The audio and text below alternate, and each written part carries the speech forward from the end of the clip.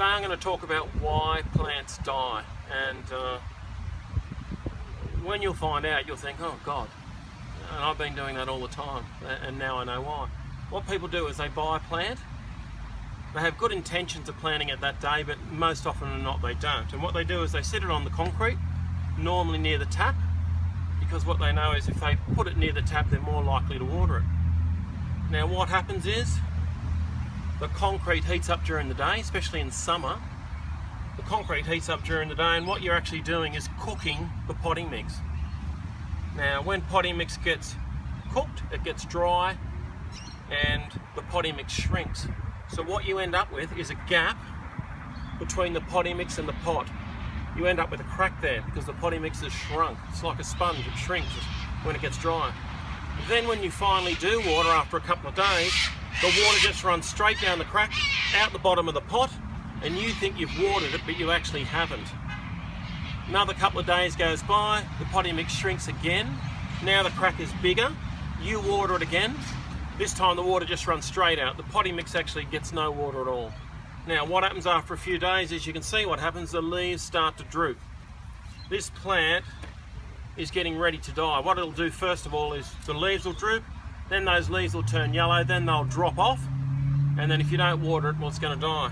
But let me show you how hard it is once potting mix gets dry, because modern potting mixes are made from pine chip, wood chip.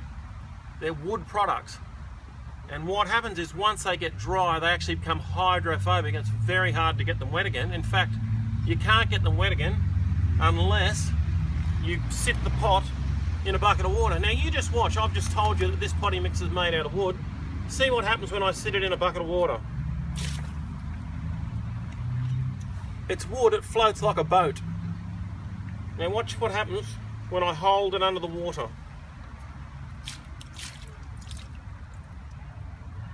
See all those bubbles? That's air that's in the potting mix. Because the potting mix has dried out, that's allowed air in there, and all those spaces between the soil particles is now full of air. That's what's killing our plants. That's what's drying out our plants. Now the only way to get this potting mix wet again is to sit it in a bucket of water. You might have to leave it in there for 5 minutes until that potting mix accepts that water again. Once you can see it still wants to float. After 5 minutes or so, that potting mix will re-wet, it'll rehydrate.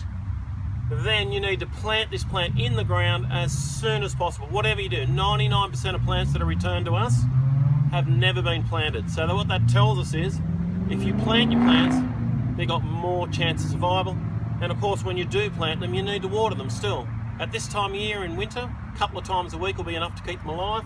But in summer, you have to water them every day for the first 4 to 6 weeks to get them established. Very important.